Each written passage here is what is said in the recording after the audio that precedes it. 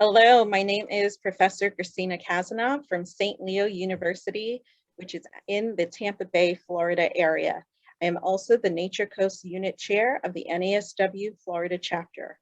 We are here today at the CSWE 2021 APM conference hot topic session called Democracy on the Line, Social Workers Call to Action with Tanya Rhodes-Smith from the Nancy A. Humphreys Institute for Political Social Work at the University of Connecticut School of Social Work. It is my pleasure to conduct this interview today with Professor Terry Mizrahi, who is at the Silverman School of Social Work at Hunter College in New York City for almost 40 years, but is now Professor Emeritus. She is the co-chair of Voting is Social Work campaign with Mimi Obramovitz, who is also, we heard from earlier today in session. Terry is also the co-chair of the Special Commission to Advance Macro Practice in Social Work with Professor Darlene Bailey from Bryn Mawr College, who gave the Carl Scott Memorial Lecture this morning.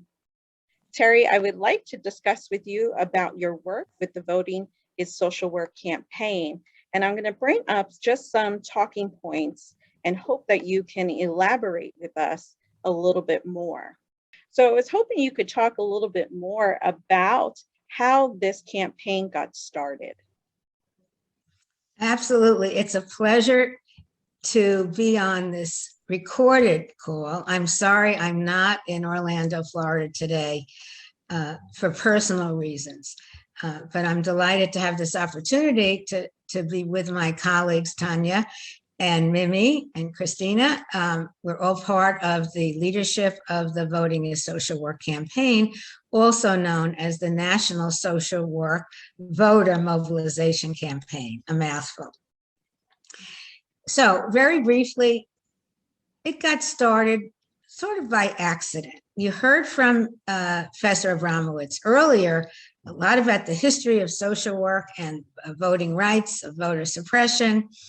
A little bit at the end, you mentioned the campaign, but it started somewhat innocently, if I must say. We have a policy course.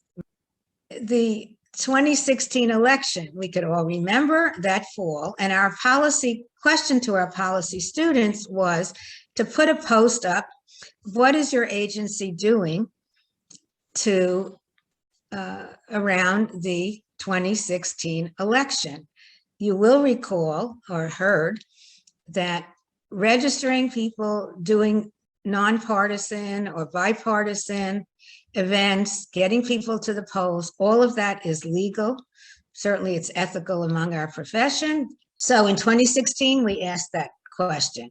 And to my disappointment, I might say even dismay, and to my colleagues, 60% of the agencies were doing zero, nothing. 20% were doing active, proactive work. 20% put the voter registration forms on their tables. Some agencies, not enough, had it as an intake question for every single client. That data, it's wow, we better do something, especially since 20 or 30 years earlier, social work, our profession, had been very involved in getting clients to work, getting agencies active. And we got the motor voter bill, with social work influence, but nothing in 2016. So I said, we got to do something. Thank you for that information. And, I myself have used this campaign in my classroom and on my university, and it just shows the strength in numbers of trying to really, as you said, put more emphasis on voting registration in that nonpartisan effort. But can you talk a little bit about how your organization works with CSWE? Sure. They are the staff and lay leaders of CSWE. They embraced it. You will see right on their homepage is our logo, Voting is Social Work. You can click on it that way also. We hope that all of you will put our logo right on your homepage of your agency or university. How many people do social workers reach every day? And according to Angelo McLean, the CEO of NASW in 2016, we reached 12 million clients and constituents. 12 million, less than half of whom we're pretty sure don't vote or hadn't voted. So we had our work cut out for us. So we got CSWE very, very engaged. We got NASW. And then we started to reach out to all the national organizations that signed on as endorsers. We're starting now to do what we call a trickle down, not a trickle down in terms of economics, but a trickle down in terms of getting to reach every agency, every social work program at the BSW, MSW, and doctoral level. Fantastic. And I know, as being part of NASW Florida, we have had you guys as speakers, and we're trying to really hit the ground running. Can you talk a little bit about the future of voting as social work and your campaigns for the future? Sure. Go on our website, you'll see information that's clicking on for students, information for field directors if you serve that role, or field instructors, assignments for students in the field, micro or macro.